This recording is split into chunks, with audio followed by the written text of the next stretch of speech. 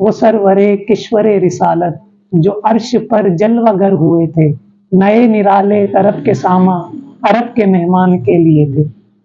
شعر سے اندازہ آپ نے لگا لیا ہوگا کہ 27 رجب المرجب کو جو نبی کریم صلی اللہ علیہ وآلہ وسلم کا زبردست اور پیارا معجزہ جو رونما ہوا، اس حوالے سے کچھ مختصراً واقعہ معراج میں عرض کرتا ہوں۔ نبی کریم صلی اللہ علیہ وآلہ وسلم کا جو معراج کا واقعہ ہے، تو اس دور میں بھی لوگوں نے تکذیب کی، جھٹلایا۔ صدیق اکبر رضی اللہ تعالیٰ عنہ جیسی شخصیت، ایون ابو سفیان، یہ بھی حضور کے رشتہ دار تھے، ایمان نہیں لائے تھے، ان لوگوں نے بھی جھٹلایا۔ کیا ہوا واقعہ معراج میں؟ انشاءاللہ اس کو آج ہم سنتے ہیں۔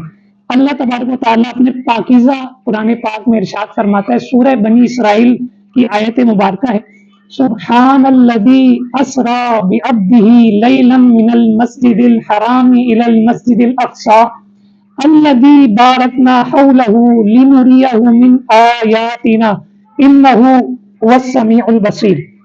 ہر عیب سے پاک ہے وہ ذات جس نے سیر کرائی اپنے بندے کو رات کے تھوڑے حصے میں، قلیل حصے میں، مسجد حرام سے مسجد اقصی تک بابرکت بنا دیا ہے ہم نے اس کے گرد و نواح کو، تاکہ ہم دکھائیں اپنے بندے کو اپنی قدرت کی نشانیاں۔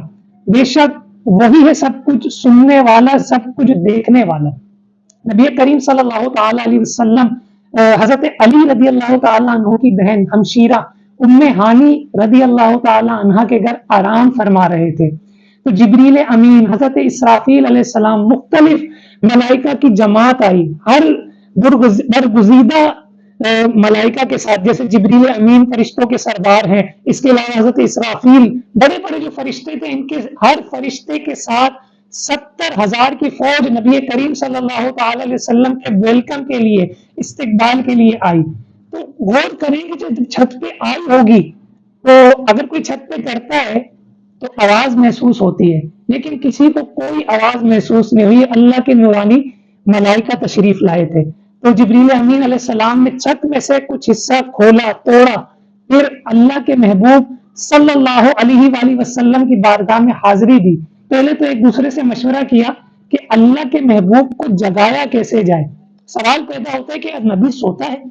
تو علماء نے فرمایا کہ نبی، بخاری شریف میں یہ روایت کا مضمون ہے کہ نبی کریم صلی اللہ تعالی علیہ وسلم جو ہیں، انبیاء کرام علیہ السلام جو ہیں، ان کی آنکھ سوتی ہے، ان کا دل نہیں سوتا۔ جبریل امین علیہ السلام نے عرض کی کہ یا رسول اللہ صلی اللہ تعالی علیہ وسلم، اللہ تبارک و تعالی آپ کی ملاقات کا شوق رکھتا ہے، یعنی آپ سے ملاقات کرنا چاہتا ہے۔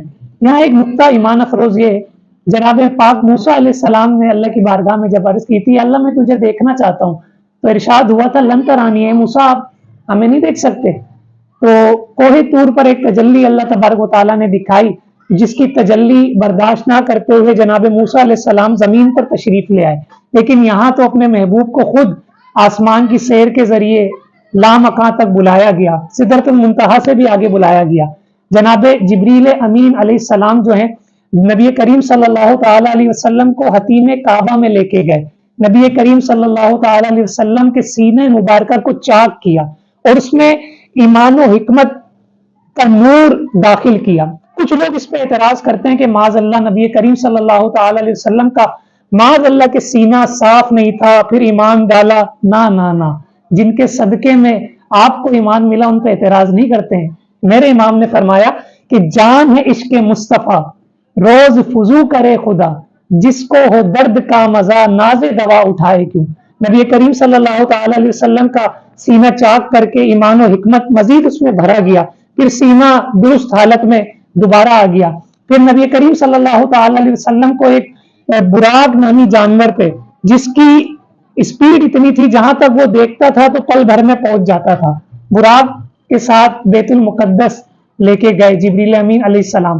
وہاں میرے آقا صلی اللہ تعالی علیہ وآلہ وسلم نے انبیاء کرام علیہ السلام کی امامت فرمائی، پھر وہاں سے 7 آسمانوں کی سیر کی اور مسجد اقصی میں یہ معاملہ ہوا۔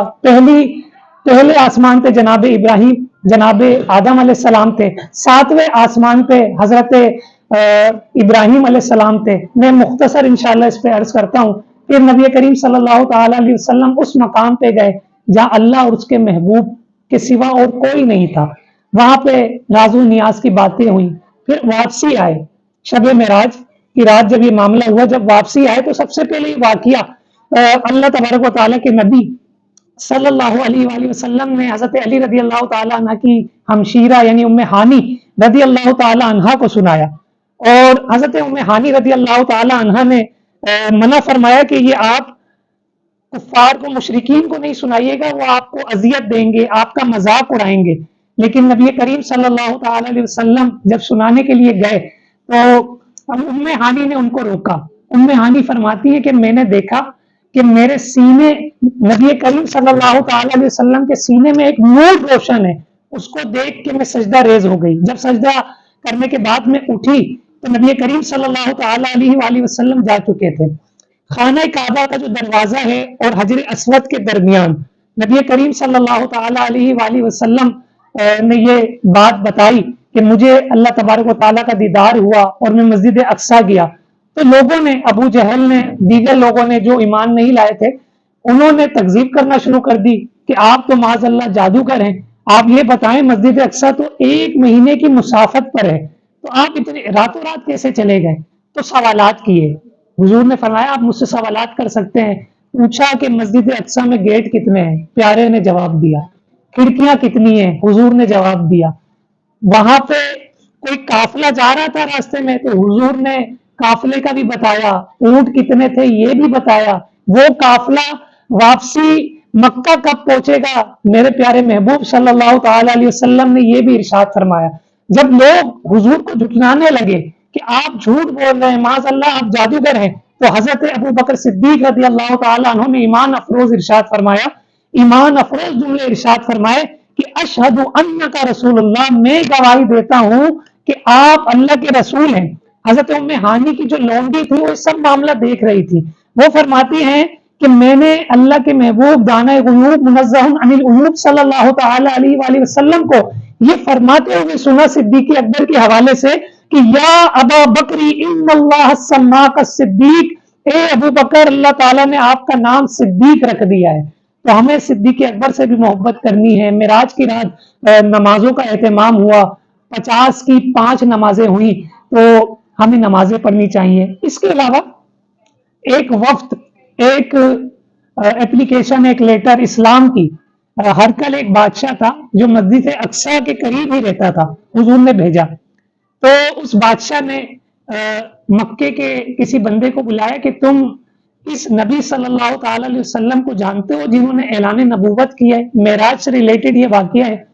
تو وہ کہنے لگا, وہ بندہ ابو سفیان تھا, اس نے کہا کہ میں ان کو جانتا ہوں, میرے قریب کے رشتہ دار ہیں. اچھا, ابو سفیان نے کیا کیا؟ ابو سفیان نے چاہا کہ میں ان کی نا برائی بیان کروں گا حضور کی معاذ اللہ. تو اس وقت مسلمان نہیں ہوئے تھے ابو سفیان. تو پوچھا کہ بھائی میں سوالات کرتا ہوں. ہرکل نے کہا میں کچھ سوالات کرتا ہوں, آپ اس کے جوابات دیں. ابو سفیان نے جواب دیے, لیکن موقع پاتے ہی کہا کہ آپ کو پتہ ہے یہ شخص جو ہے معاذ اللہ نبی کریم صلی اللہ علیہ وسلم یہ جھوٹے ہیں. یہ کہتے ہیں کہ میں راتوں رات مسجد اقصیٰ جہاں ہرکل خود موجود تھا, پھر یہ آپ کی مسجد میں آئے اور واپسی چلے گئے راتوں رات. یعنی 1 منتھ کی مسافت تھی, 1 مہینے کا سفر انہوں نے راتوں رات طے کر لیا کہ یہ جھوٹ بولتے ہیں معاذ اللہ. تو ہرکل نے کہا کہ اور کوئی اس کی گواہی دیتا ہے کہ ایسا کچھ ہے؟ تو پادریوں کا جو بڑا تھا, عیسائیوں کا جو بڑا سردار تھا, اس نے کہا کہ وہ جھوٹ نہیں کہتے, وہ سچ کہتے ہیں.